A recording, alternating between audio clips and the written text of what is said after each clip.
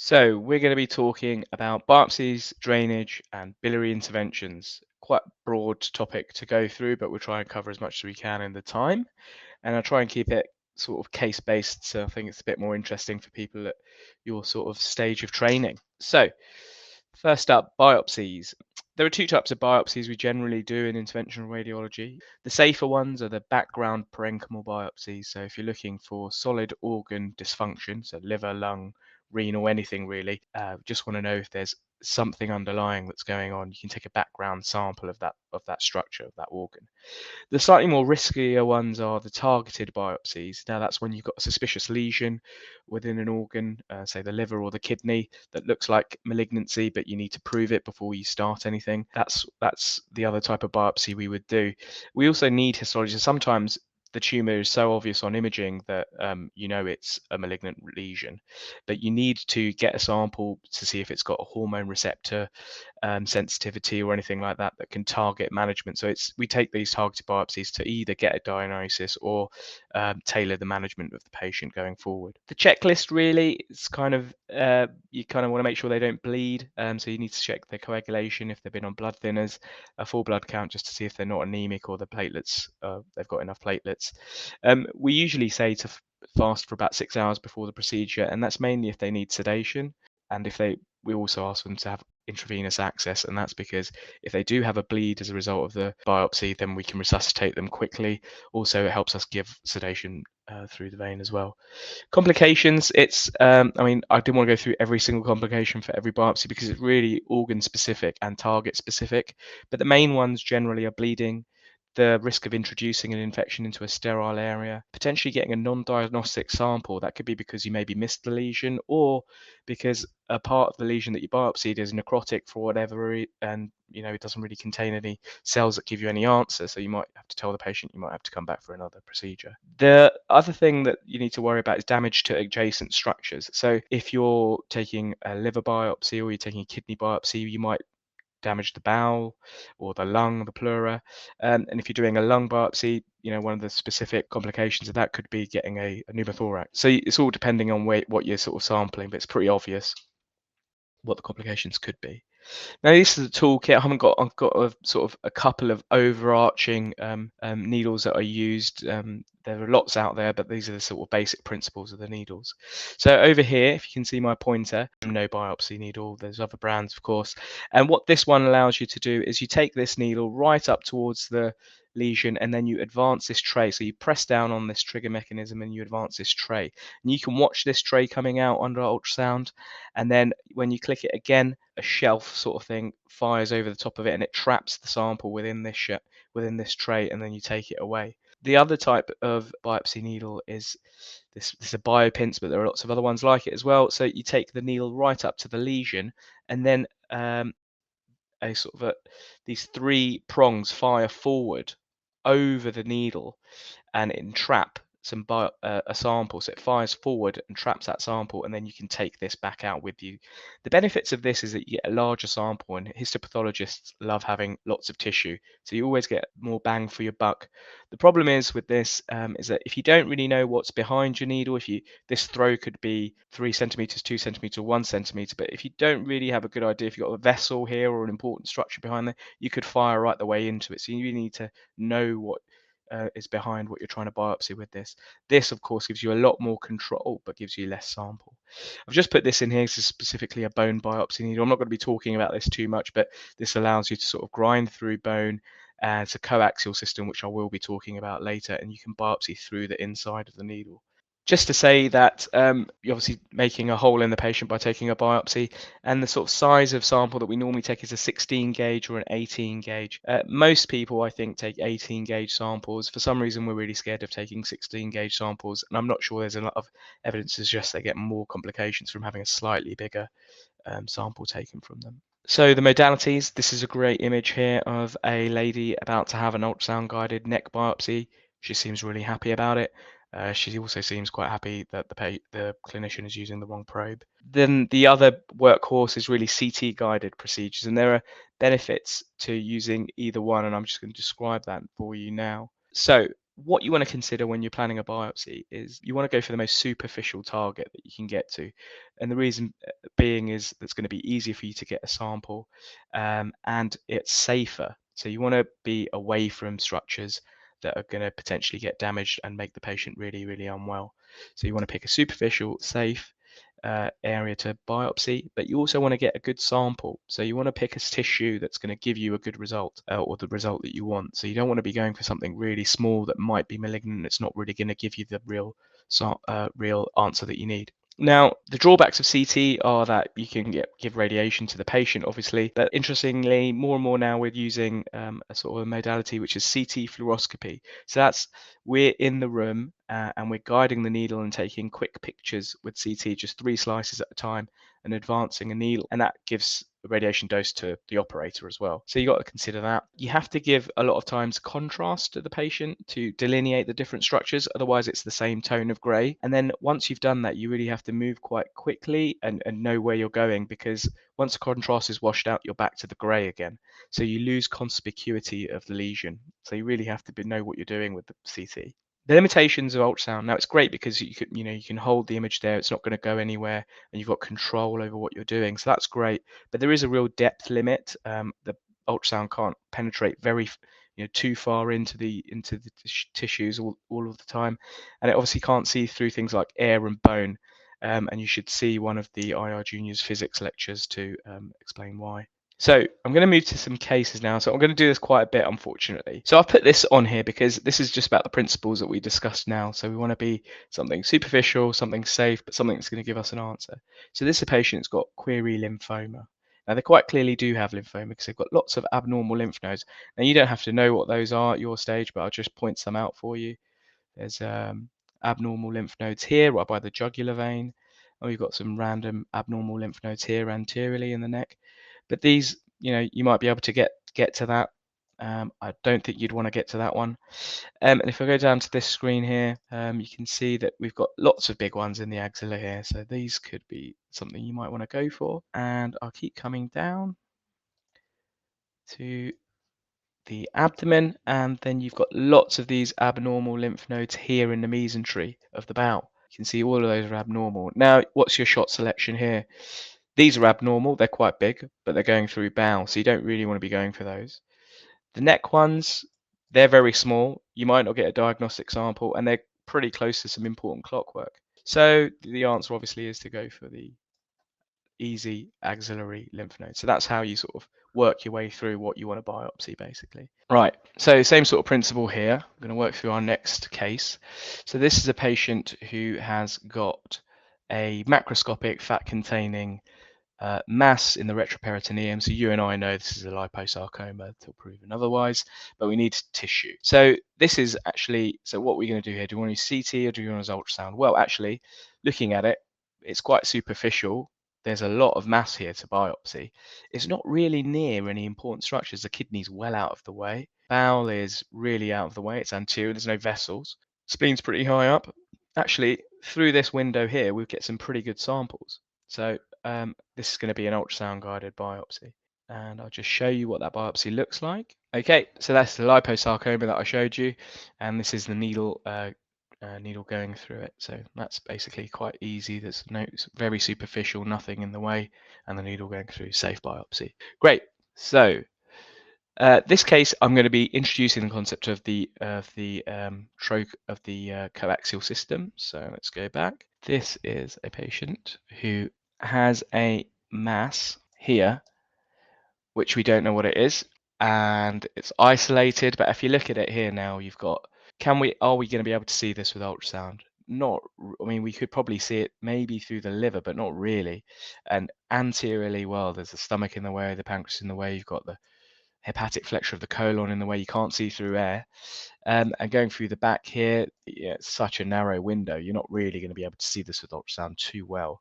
So what we did is we got this patient in the CT scanner. I'll show you the initial run. So we put her in the prone position because our window that we want to go for is very narrow, but it's just through here. This is our planned trajectory. And if we're too north, we're going to hit the liver. If we're too south, we're going to hit the kidney. If we're too lateral, we're going to hit the adrenal gland.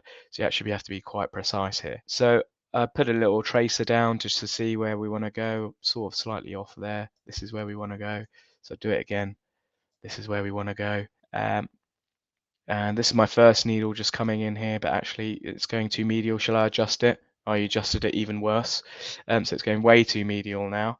And I readjust it, and actually now that looks like it's about to hit the kidney. So I'll readjust, and actually there, it's nicely sitting just above the kidney. There's the bowel, there's the adrenal, nothing in the way of sitting over the mass. That's perfect.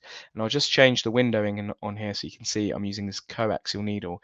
Now what that means is there's a sharp needle, but it's a two-part needle. And I'll unscrew that, take the inner stylet out, and then you pass your biopsy gun through here and you fire down onto this lesion. And the reason that's good is because this was quite difficult to get to. And I don't want to be, and you need more than one sample. A lot of times, maybe you need two, sometimes three. You don't want to be constantly doing this over and over again. So you get in there once, and then from this position, you can just anchor the needle, the coaxial needle in different directions and take samples through this whole mass. So that's a good CT guided biopsy example using a coaxial needle. Right. So there you go, coaxial needle, and we got that in. I'm going to have to flip straight back and introduce the next one. So in difficult clockwork. Now, difficult clockwork is something to really consider because ultrasound doesn't really always give you the best visualization of these areas. So this is a biopsy that one of my colleagues here, who's actually going to be presenting later on, I think in June, did, and so he's really good at CT. So this is great. So there's this interesting mass here. It's this inflammatory kind of looking central mass wrapping itself around the aorta. And just here, if I zoom up that for you, you can see the renal artery coming in right embedded in that mass. And actually, it's such an inflammatory mass that it's taken a bit of the colon that was nearby, or the bowel, sorry, that's nearby, and it's eroded it, and it's sort of fistulating into this mass. So this is really difficult. Obviously, you're not going to be able to see this with CT. They need a diagnosis and they need a sample. We got the patient in, and Tom uses this technique where he puts 4 needles down just to see, or takes an initial CT to get his bearings on what and plan where he's going to make his initial approach. This is the CT fluoroscopy. Okay, so it comes all in once, I'm afraid. So what he's doing here is he's got this needle in a little bit, and then he's in the room, and then he presses a pedal, and about 3 2 millimeter slices are taken just where he wants to be, or just where he's focusing on, and he will continue to advance the needle slowly, a bit further each time, making small adjustments as he goes. He's getting down to this mass now very slowly. He's almost there, and he's right there. Now, you can see this is, you can't see what's going on. This is what I'm saying, but when contrast is not there, it's all sort of grey, and we know there are some important structures in there. We know there's a renal artery. We know you can see that there's the aorta, ureters there. So at this point, Tom did a clever thing and decided to give the patient contrast to really highlight where these structures were. And here you go. His heart's in his mouth because there's the aorta, there's the renal artery, and his needle's basically sitting above it. So he knows that, and what he can do there is actually either side, above or below, he's going to be hitting mass. As long as he doesn't go too medially and into the aorta, he'll be able to use his coaxial needle to take some biopsy samples of this. And he managed to get a good sample. So he's taken the biopsies from that position, and just to make sure there's no bleeding, he's done another CT scan after, and there's no big hematoma. So job well done. Okay, so that's the benefits of CT when you can be in some really dangerous structure, but also some of the limitations of CT when you don't have contrast in the system. So this is another type of biopsy. I've not gone through all the different types of biopsies you can do, obviously like lung and everything like that, because of time. But transjugular liver biopsy is kind of an important one as well, because we do this as a sort of a background parenchymal biopsy if people have got liver dysfunction. And normally we go through the skin with ultrasound and just take a pretty safe biopsy. But if you've got something like ascites, what's happening in a normal person with liver dysfunction is that they've got soft tissue overlying the capsule of the liver, which actually just acts as a vacuum and stops blood from coming back out of it if they do have a small bleed. So it acts as a protective barrier. But actually, if you've got ascites, you've got a potential space here, and you can carry on bleeding out into that ascites. So a benefit of doing a transjugular liver biopsy is you go inside through the vein, and we all know that it goes in a straight line down the heart and then you into the hepatic veins. And you can go through the right hepatic vein and take a biopsy. We also do it for patients who have got increased bleeding risks. And lots of people with liver dysfunction do have an increased bleeding risk because their INR is off. And the theory of that being is if you take a needle out here, if this is a hepatic vein, take a needle out here, if they do bleed, they're going to bleed back into the system. So that's it. So I'll just show you the kit for this because it's a bit odd. But so this is the main thing. This is a big hockey stick kind of dilator, and it's got metal inside it, and then a catheter and a biopsy needle. And this is what you use to sort of get yourself into the hepatic vein when you're down there, because you need an angle, and I'll show you why in a minute. Okay, so if I show you this, okay, so this is what you want to do. I'll show you the chest as well, actually, just for a bit of anatomy. So you're coming in through the jugular vein here, nice and safe. You know, if it bleeds, you just press on it, and you take a route down here. That's the innominate vein coming in, and then you're into the SVC, out the back door, right atrium, IVC, and you can just see the ghosts of these hepatic veins. But I'll put it onto the portal venous phase, and you can see the hepatic veins. So you want to get into this right hepatic vein, and then with that hockey stick, so you're bending in there, and then you're going to angle the biopsy and sheath anteriorly and take your samples. So here you've got lots of space to take a sample in this bit of meaty area here. So I'll just show you some selective images. So that's us getting in. That's a live fluoro of you getting into the hepatic vein with the catheter. This is the hockey stick, and just you can see here the needle's is sliding in. Get to the end, and this is one of those shelf type of ones that I was telling you about earlier. There it goes, and you're firing, you're in. You got a sample, and you take it out. So that's how a transjugular liver biopsy works. I think it's a fairly interesting way of taking a biopsy. So drainage. This is the next topic. The mainstay of drainage in IR is to drain an infected collection.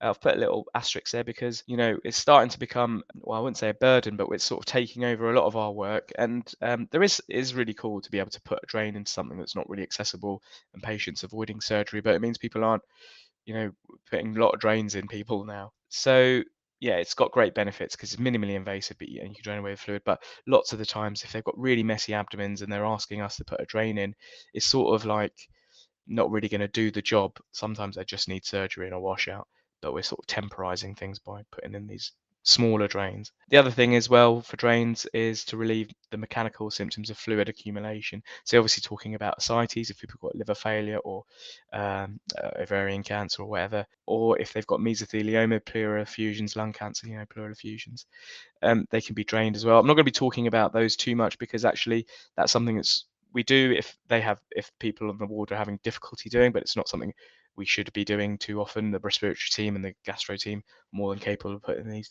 in these drains. So the checklist, it's pretty much the same as for biopsies, really. So you need to know if they're going to bleed, fast them because we might want to give them sedation or resuscitate them. And the complications, again, depend on what you're doing, where you're going.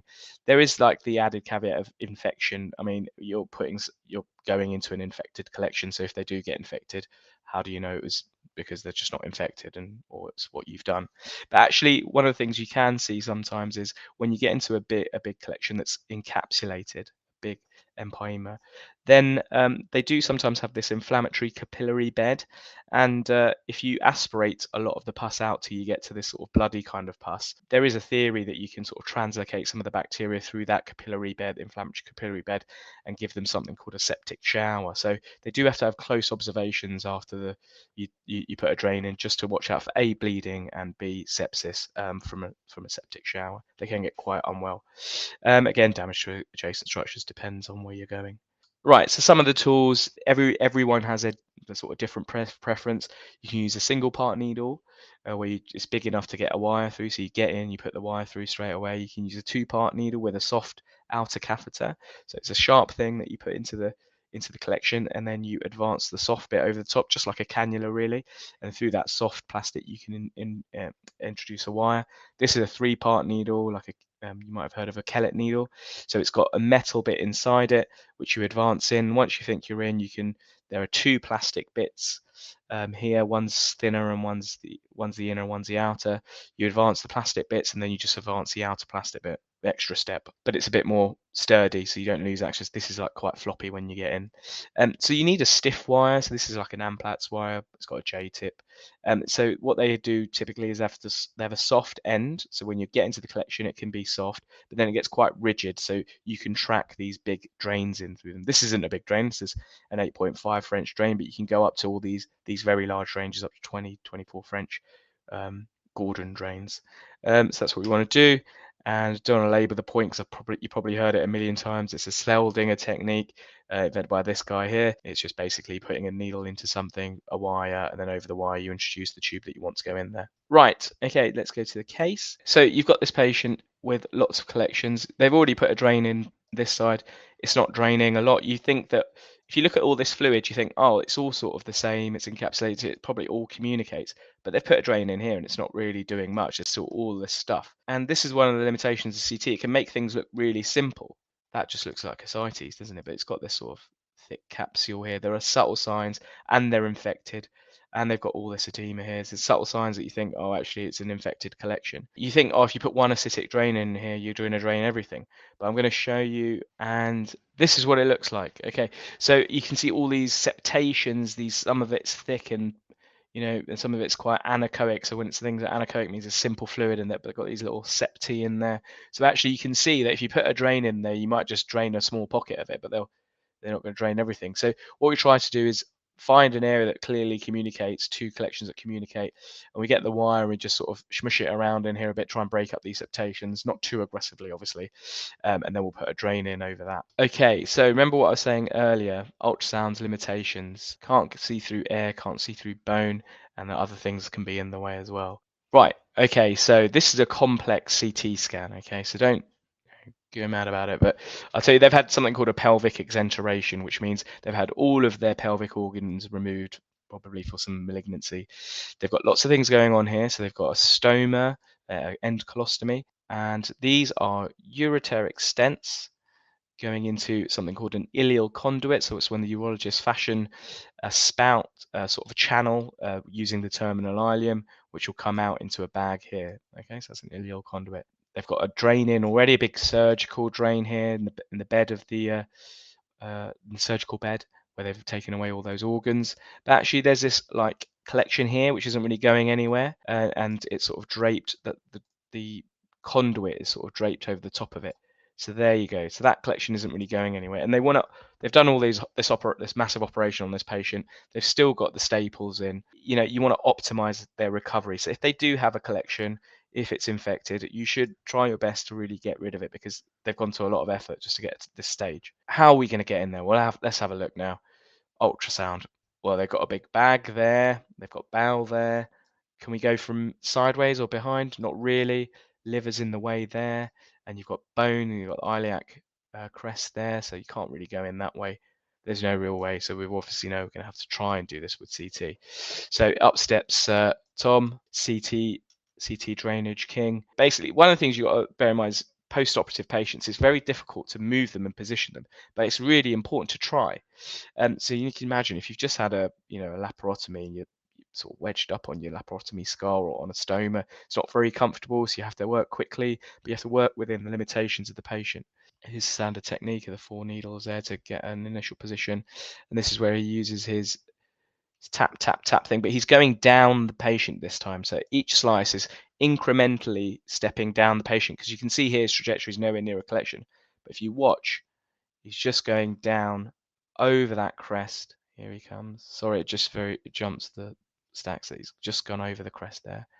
Nudging it forward and down, each way, slowly does it. Now the collection's coming into view here. There you go, and bingo, he's hit the collection. Aspirate, he's going to hit pus, and then he puts a lovely drain in there.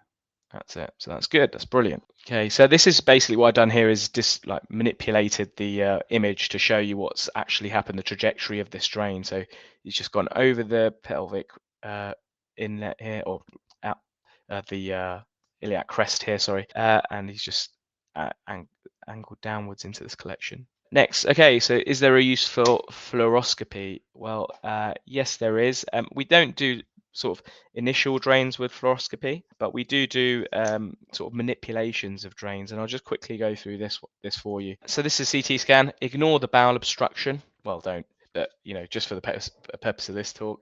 And what's happened here is the patient's got a presacral collection, and this is a drain that was put in, and it's sort of come back sort of just out of the collection, just in. It's not really draining.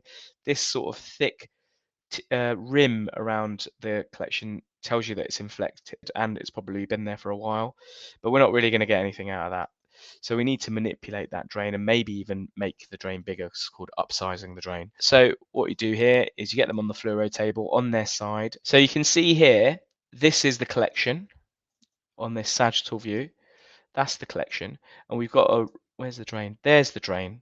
Okay, sort of coming up and down into here, and it's coiling around in there. So we're planning on the CT, that's what it's going to look like. Now we'll get the fluoro in. So we get them on the side, and actually it's probably, the bend is out of view on this, unfortunately, but there it is, sitting in the outside of that collection.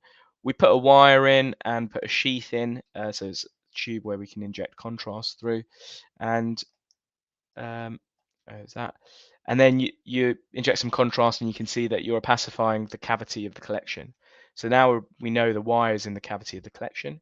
We advance a slightly larger drain into that collection, and we got pus back. So that means you've upsized the drain, repositioned it under fluoroscopic guidance. That's sort of the main reason we use fluoro in these cases. Good. There you go, fluoro in these cases. Got another case straight away. Okay, so this is I guess most of you are going to apply to radiology. This is like your typical referring complaint that you're going to get. Patient's got abdo pain, haven't examined them, don't really know what's going on. Can you do a CT, please? Abdo pain, whatever, don't know what it is. So you can see here straight away, these ducts are up, okay? So you shouldn't really see those. These are hepatic ducts that are raised. You can see this big common hepatic duct, which is, dilated and enhancing. And here you go, hey presto, this is the gallbladder. And you've got, you may have heard of the term fat stranding or inflammatory stranding. This is a bit more than that. So you've got all this edema around this gallbladder here, which is thick walled as well. And here you've got this thing that's well, it's not enhancing, it's just dense, and that's a stone in the gallbladder. So they've got obstructive cholecystitis. Now, how are you going to get to this? Well, you would have seen on the poster, it's going to be a cholecystostomy, isn't it? You could take the gallbladder out, a hot cholecystectomy. However, this is going to be really aggressive and hostile for you to get into.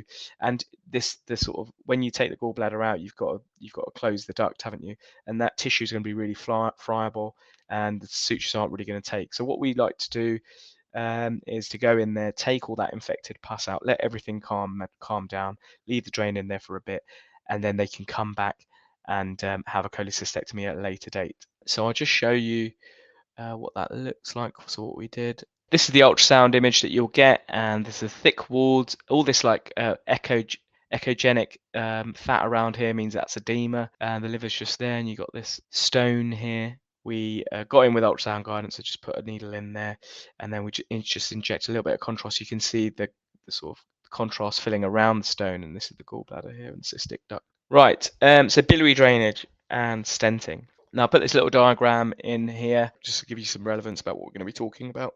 So you've got the left and the right hepatic duct, which drain the left and right lobes of the liver, bile. They form a confluence and form the common hepatic duct. And then when that meets the cystic duct coming from the gallbladder, it forms the common bile duct, CBD. That drains, goes across the pancreas and drains in through the ampulla vasa into duodenum, and there's a pancreatic duct which joins there as well. Okay, so that's the basic anatomy. It's important to know this anatomy because you can understand how different pathologies will cause obstruction at different levels. Pancreatic pathology, bile duct pathology, liver pathology, for example. A lot of text in this one, but I think it's important because one of the more serious procedures we do. So what are the common causes? Why would somebody need drainage or stenting of the biliary system? Well, they get biliary strictures, and they should have had an ERCP, and if they failed an ERCP, we'll go through this route. This is called a PTC. That's something you might have heard of. It's a percutaneous transhepatic cholangiography. So we go through the skin, through the liver, into the bile ducts. ERCP is endoscopic retrograde cholangiopancreatography. So you're injecting dye from below via an endoscope. So if they failed that, we'll do the PTC. And the main reasons for obstructions are malignant. For the vast majority, people will have pancreatic carcinoma, so a low obstruction. Cholangiocarcinoma, that's a cancer, malignancy of the bile ducts themselves, and that can happen anywhere within the bile ducts. And there's this grading system called the bismuth system that you might want to look at some point. Don't have to, which shows you where the tumor is. Metastases in the liver can obstruct a duct, a focal duct dilatation, and ampullary or duodenal cancer, obviously same sort of level as a pancreatic carcinoma, and gallbladder carcinoma just invading, and HCC as well, so hepatocellular carcinoma, I guess, again, just masses within the liver which can obstruct one of the ducts. A bit on the benign end of things, the most common thing is stones. Pancreatitis, so if you get pancreatitis, you can get these post-inflammatory strictures along the ampullary area, and also strictures of any other kind if they've had an ERCP or something like that. The other reason we can do a PTC is if somebody's got a bile leak and you want to divert the bile somewhere else. If they have an operation and they've damaged a bile duct, a common bile duct, and you want to take the bile, divert the bile externally for a little while just to let everything calm down, that's something you can do. If they've got a stone, you can clear it. If they've got a stricture, we can balloon it, and you can also start taking tissue from where we are as well, and I'll just explain a bit more about that as I go on. So the contraindications to percutaneous biliary drainage is if they've got a coagulopathy, because it's a very high risk of bleeding, contrast allergy, obviously, and ascites. Same reason as what I was explaining with the transjugular liver biopsy. If you try to cross ascites, they're just going to bleed out or get a bile leak out into the acidic fluid. So if they do have ascites, you need to drain it first. Okay, so the checklist for this, they need to be well hydrated. They need to be given antibiotics, because most people will have an element of infection, or will even have sepsis when they present for a PTC. You need to do full blood count and coags as before, fasting, because these procedures are either done under very heavy sedation or general anaesthetic because they're very uncomfortable for the patient. The risk factors to consider: PTC, biliary drainage, is one of the most dangerous things we do, or highest risks things that we do in interventional radiology. It's got very high mortality from this 2010 biliary drainage registry. That's because of the patient selection. A lot of the times these patients are old. When you present with biliary obstruction, you basically usually have an advanced malignancy.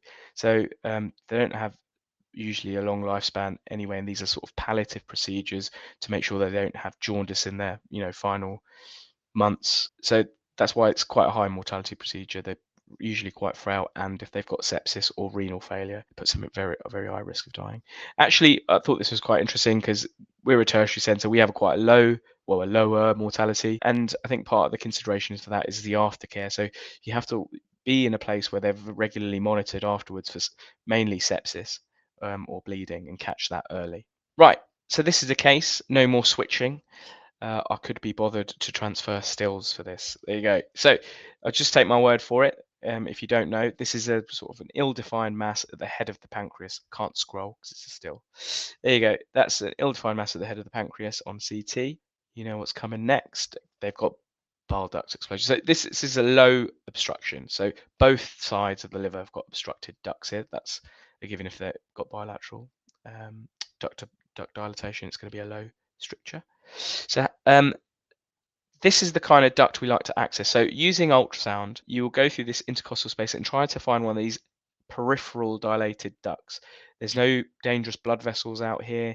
You use a very thin needle to get into it. It's actually quite a hard puncture to get right because the patient's breathing, so it's a moving target. And with ultrasound, you can sometimes get them to hold their breath, but you just got to get into that. You pass a thin wire into that duct, over the wire, Seldinger technique, over the wire, you just pass a tube, and then through that tube you can put a larger wire, and then you can advance a drain. So we'll go through that now. So the first thing you do, you get in, this is our tube in there now, and you'll inject some contrast. So this is to really give you a map of what's going on. Now, one of the times when people can get cholangitis or sepsis as a result of this is if they've already got an infection or cholangitis and you aggressively fill the ducts, you can translocate the bacteria through the bile ducts and give them sepsis or cholangitis. And I've seen it happen. It happens quite quickly. So you can't overfill the ducts, but you need a map because you're going to negotiate your wire through this. through this down to this CBD and that obstruction there. This is pancreas is going to be here. This is where the obstruction is. You can see that's nice and dilated, that CBD. Well, not nice and dilated, but it is dilated. Okay, so you negotiate your wire down to here, and you actually can't cross the stricture. You're bouncing around there because you can imagine it's really tense in there. It's a lot of volume. This should be really thin. It shouldn't be, any bigger than 5 millimeters, 6 millimeters, but that's massive. So because your wire is just going to be bouncing around in there, right? We'll come back another day. So you leave what's called an external drain, like that Dawson-Miller drain I was showing you earlier. It's a pigtail locking drain, and we'll drain all this bile away, over a couple of days, and then we'll come back when everything's calmed down. So you bring them back, and you manage to get through this time because everything's calmed down. So here's your catheter through. I'll play that again for you. You inject contrast. This is the duodenum, so you've managed to cross this stricture, and through that you place a stent. There you go. Oh, so you got a wire. You get a wire through this catheter, stiff wire, and then you place a stent. This is what's called an internal external biliary drain. So those of you that are on the wards already and you're looking, biliary drainage, it's quite confusing. An external drain basically means it's above the stricture. An internal external drain means it's inside the duodenum and in the hilum. The holes are in the hilum of the bile ducts, and it's draining away there. So that's an internal external biliary drain. Okay, it's got holes here and here.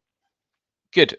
So we'll let that calm down for a little bit. Again, unless we're really happy contrast is whooshing through. If it's not, we'll leave this drain in and we'll let things calm down for another day or two, and then we'll remove the drain. We'll inject some contrast and see it whooshing through the stent. So we're happy with that. That's going to stay open. And I put an arrow here. This is something you sort of embolize the tract. You can do this many ways. This is Avatine paste. So you mix this floury thing up with some contrast, and you sort of inject it into the path that you came to prevent bile leak down your hole. So what do you need to do afterwards? As I was saying, there's a risk of sepsis and bleeding, so close observations.